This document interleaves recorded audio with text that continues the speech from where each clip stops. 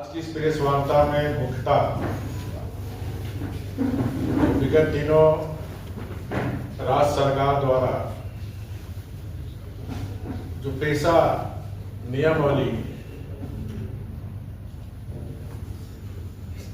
अधिनियम के प्रावधानों से इतर बनाया गया है। यह नियमावली पेशा कानून की मूल भावना के विपरीत है। जैसा कि क्योंकि अभी इसका पब्लिकेशन नहीं हुआ, लेकिन जैसा कि मैं 24 दिसंबर को समाचार पत्र में पढ़ा,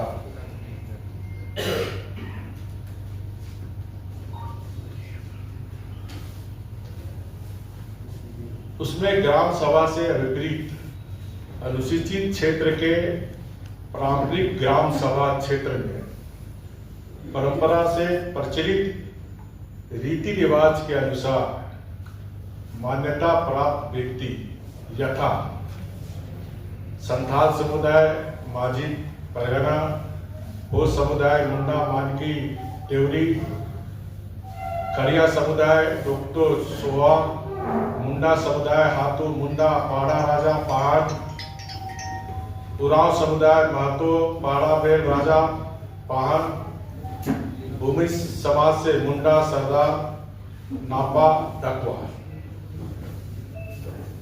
ये राज्य सरकार जो पेशा नियमावली में ग्राम सभा अध्यक्ष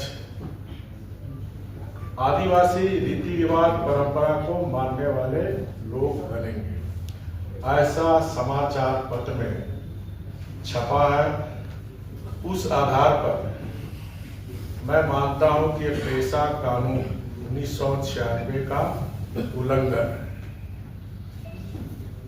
जबकि पेशा अधिनियम 1996 की धारा 4 का में स्पष्ट प्रावधान है कि पंचायत के बारे में कोई राज्य विधान जो बनाया जाए तो रूढ़ी जन विधि, सामाजिक एवं धार्मिक प्रथाओं और समुदाय के संसाधनों की परंपरागत प्रबंधन पद्धतियों के अनुकूल हो। खा ग्राम साधारणता आवास या आवासों के समूह पूर्वा या पूर्वों के समूह से मिलकर बने, जिसमें समुदाय समाविष्ट हो और जो परंपराओं और रूढ़ियों के अनुसार अपने कार्यकलापों का प्रबंध करता।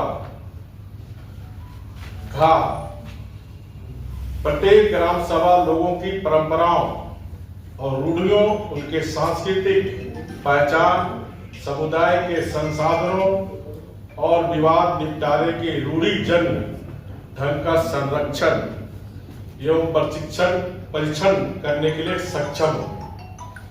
गा प्रत्येक ग्राम सभा की एक ग्राम सभा होगी जो ऐसे व्यक्तियों से मिलकर बनेगी जिनके नाम को ग्राम स्तर पर पंचायत के लिए निर्वाचक नियमावली में सम्मिलित किया गया। परंतु पेशा की धारा 4 के उपयुक्त प्रावधानों को नजरअंदाज राज्य सरकार के द्वारा बनाई गई पेशा अधिनियम में नजरअंदाज कर दिया गया। साथ ही साथ यह भी स्पष्ट नहीं है कि ग्राम सभा की अध्यक्षता रूढ़िवादी परंपराओं या संबंधित जनजाति से दूसरे धर्म में शामिल हो गए या अन्य संप्रदाय के लोगों को ग्राम सभा के अध्यक्ष के रूप में मान्यता तो नहीं दी जा रही है। ये राज्य की जनता ये जानना चाहिए। साथ ही साथ अभी तो ड्राफ्ट आया नहीं है, लेकिन जिस तरह 1996 पेशा कानून को नजरअंदाज करके सरकार ये नियमावली बनाई है, तो संदेह और उत्पन्न होता है कि पेशा कानून 1996 के अनुसार ग्राम सभा के संसाधनों, लघु खनिजों, वन उत्पादों, जल स्रोतों के संबंध में सामूहिक संसाधन के मामले में पूर्ण अधिकार ग्राम सभा को दिया जाना है। ये पेशा कानून के तहत है। अब देखना है ड्राफ्ट में कि लघु खनिजों, बालू घाटों एवं जल स्रोतों इत्यादि के संबंध में ग्राम सभा को वास्तव में कोई अधिकार दिया गया है कि नहीं, या फिर सरकार का पूर्ण नियंत्रण है, या पूर्व की भांति सरकार चलाती है। ये ड्राफ्ट पब्लिकेशन के बाद फिर मैं ड्राफ्ट पब्लिकेशन और फिर मैं प्रेस कॉन्फ्रेंस आप लोग के साथ करूंगा। लेकिन ये शंका जाहिर हो रही है, तो ये भी सरकार को अविलंब स्पष्ट करना चाहिए।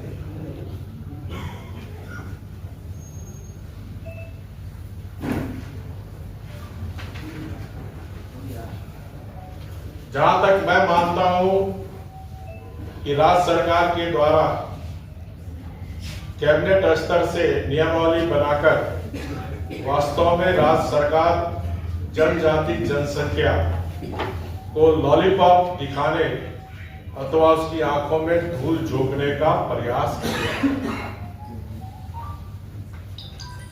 पेशा कानून में आदिवासी रूढ़िवादी व्यवस्था को मिटाने के बजाय उसे कानूनी जामा पहनाकर सशक्त बनाया जाना चाहिए, ताकि अपने सांस्कृतिक पहचान, पारंपरिक न्याय प्रणाली और संसाधनों पर उसका नियंत्रित सुनिश्चित हो सके। एक बात हम सबको स्पष्ट रहनी चाहिए, पेशा कानून क्यों जरूरत पड़ती है। पेशा कानून का मुख्य उद्देश्य है, जो हमारा जनजाति समाज है, आदिवासी समाज है, कि पारंपरिक प्रथाओं और रूढ़ी को कानूनी मान्यता प्रदान करता है। हमें लगता है, जो शंका है, या तो ये मामला को जानबूझकर सरकार पेशा कानून बनाने में गलती कर, ताकि ये मामला फिर न्यायालय में जाए। फिर न्यायालय में जाने में लटकाव भटकाव, जो सरकार की कार्य पद्धति है, नीति है, हम लोग ने जेपीसी में भी देखा, नियमावली गलत बनाओ, फिर मामला कोर्ट में गया, लटकाव भटकाव। हर मामले, चाहे इसी पेशा कानून में लगातार माननीय उच्च न्यायालय के द्वारा लगातार जो काम विधायिका को करनी चाहिए, जो कार्य कार्यपालिका को करनी चाहिए। इसी तरह स्थानीय निकाय के चुनाव में भी कोर्ट के बार बार आदेश के बाद आज थोड़ी सुगबुगाहट स्थानीय निकाय की चुनाव भी हुई।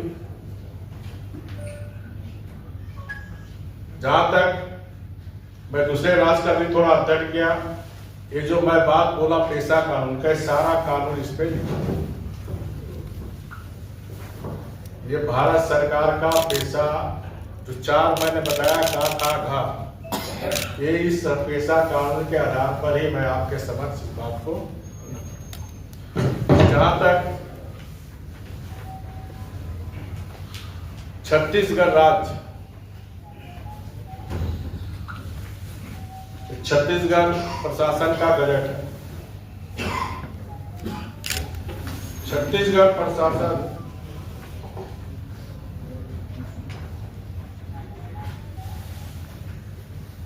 ग्राम सभा की संरचना गठन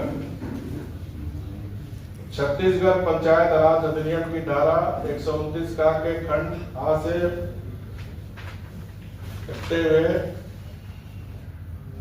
आवश्यकता अनुसार ग्रामों के समूह के लिए आवास या आवासों के समूह के लिए मोहल्ला, मजरा, टोला, पारा के लिए, जिसमें समष्टि समुदाय परंपरा और रूढ़ियों के अनुसार अपने कार्यकलापों का प्रबंध करता हो, के लिए 1 से अधिक ग्राम सभा का गठन किया जा सके।